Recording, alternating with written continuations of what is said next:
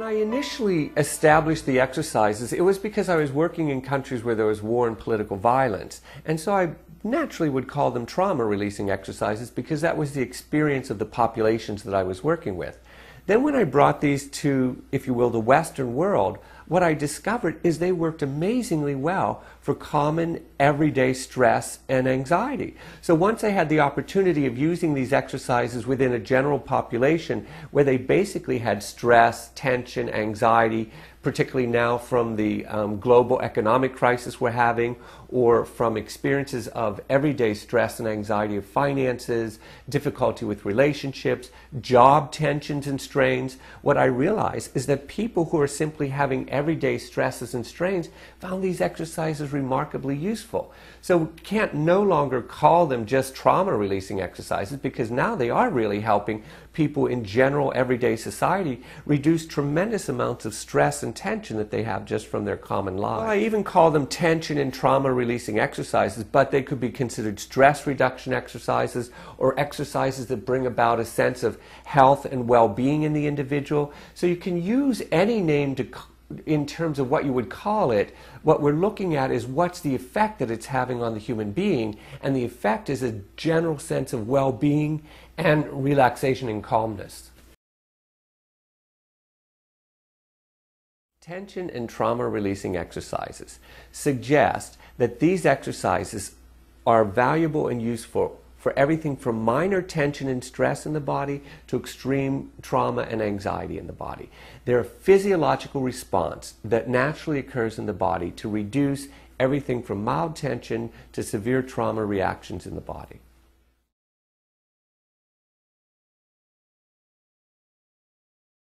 The most common result of people doing the tension and trauma-releasing exercises is very deep sleep.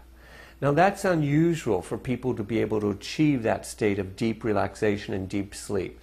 What I believe is happening in this is not only is it relaxing the body, meaning the physical structure of the human organism, at a deep level so that the tension in the muscles begins to relax, which begins to cause sleep. But it begins to change actually the neurophysiology of the body, meaning as the diaphragm and the psoas muscle relax and the trunk of the body goes into a deeper relaxed state, it actually begins to activate what's called the parasympathetic nervous system, which is our rest and digest part of the nervous system, which actually deliberately puts us to sleep.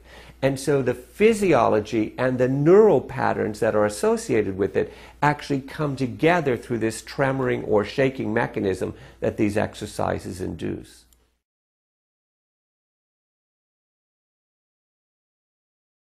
The tension and trauma-releasing exercises are slightly different from other modalities, other exercise routines, etc., like Tai Chi, yoga, is that although you guide yourself through the exercises, at a certain point, what you do is simply let go into the body, and then the body begins to guide itself through a process. Through this mild tremoring response, it releases deep tension patterns in the body that are sometimes difficult to get through by other cognitive behavioral modalities. And so it releases some specific muscles such as the psoas muscle and the diaphragm muscle. Without your conscious effort to do so, the body begins to release it passively by itself, so that you are no longer directing the body is directing itself towards a state of relaxation.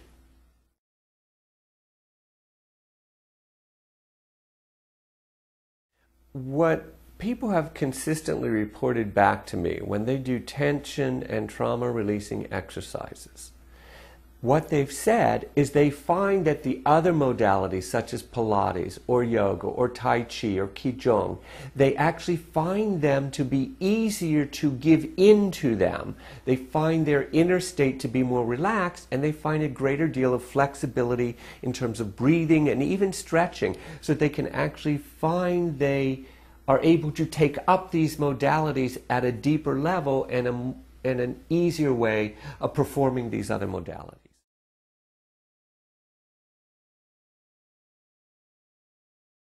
Many people will have different results from these exercises, and they're very specific to their own history in their bodies. in general, people will have a physiological and a emotional response after doing the exercises for the first time. However, when they continue to repeat these exercises, they generally have to do them for about 15 minutes or 20 minutes, and they begin to feel inside themselves a great sense of release and calmness happening. But the exercises themselves can be done anywhere from 5 minutes up to an hour, and that depends on the individual. The only time they would have to reduce or be cautioned by the exercises is if they begin to have a strong emotional discharge from the exercises, which would only result if it's releasing something that's a deep old pattern of tension or trauma in the body, or if they begin to feel themselves becoming fatigued from the exercises, because when the tremor mechanism occurs, it's the body activating itself at a very deep level, and it could cause a type of fatigue to occur. So they can do them for long periods of time or short periods of time and still find benefit from them.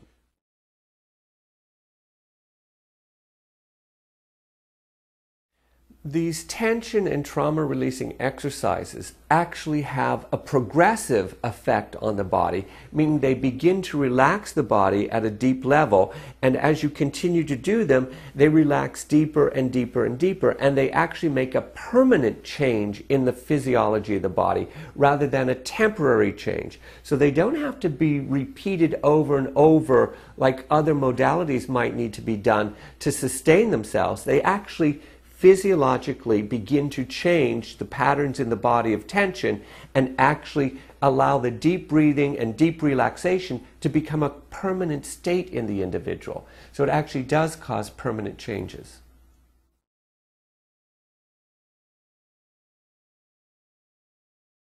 The reason this is a great supplement or aid for other modalities, everything from counseling and therapy into other exercise routines or coaches, that sort of type of professional group, is that these help the human body bring itself back into a calm and what we would call centered or grounded state. And the more you can bring the body naturally to that state, then the easier it is to use these other modalities and find more effective results from these modalities, because the person is a more integrated person that can then access these other modalities at a deeper level.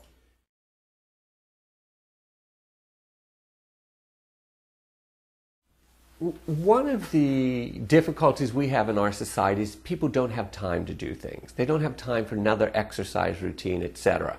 So what I've done is I've told a lot of people, once you've retrained your body to know how to evoke this shaking mechanism easily, you could use your regular workout routine if you jog or you hike or you bike or you do yogas or Pilates.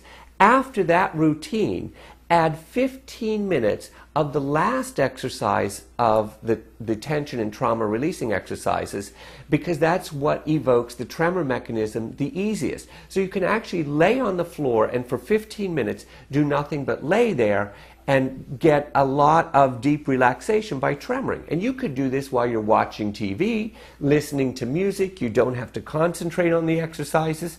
They work by themselves. So what I really try to get people to do is not add another routine into their life, because we don't have time for it, but actually take the time when you have it, when you're watching TV at nighttime and relaxing, or after you've put the children to sleep and you're just laying down listening to good music, add 15 minutes of tremoring into your body. It'll bring you right back into a really nice, calm, relaxed state, and you'll actually be able to feel the tension and anxiety you've picked up over the last few days just bring itself down into a very nice, relaxed state.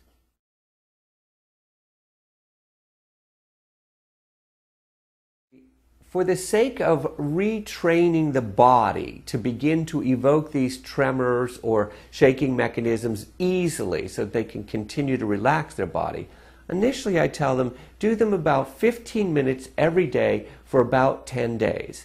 And in that process is what we call retrainment, where the body is beginning to be retrained to learn how to evoke this mechanism easily anytime it feels stress or anxiety.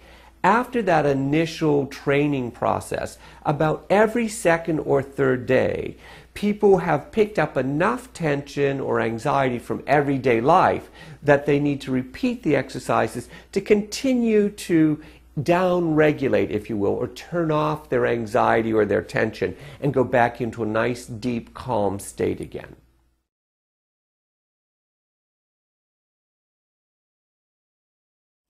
The tension and trauma-releasing exercises aid you in your human development process. Now, some people need or have in their life spiritual direction or psychological counseling, or they might see a coach, or they do their exercises.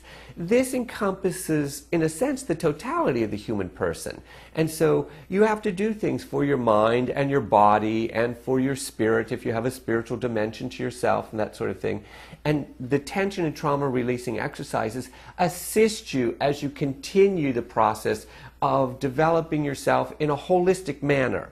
What they do, however, is they seem to help encourage or make it easier to move in these other directions where you might find yourself becoming sluggish or tired and you kind of don't want to exercise or you don't want to talk to your therapist or whatever the issues may be. This kind of makes it easier to move in that direction because it brings you a sense of life and well-being and happiness right from inside your organism, right from inside the body, which makes you feel a little bit brighter and happier to go ahead and take up some of these other challenges that you might find a little bit more difficult to deal with.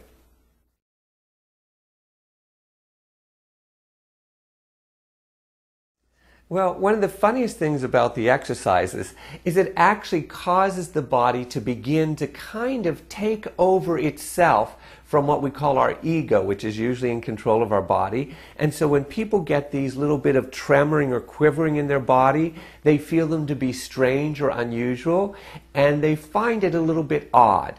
And what's delightful about it is that initially they find it strange or odd, and somewhat little bit scary to let go of the body and let the body begin to have its own way in terms of releasing itself from tension and anxiety. But usually that goes away in about a minute or two, because when the people feel this tremoring response, initially they might be frightened of it or feel it a little bit weird, but then what they do is discover this is really relaxing. I find this really kind of comforting to me. And so then they can get over that little hurdle of the strangeness of the exercises and usually give into it with a great deal of pleasure and comfort.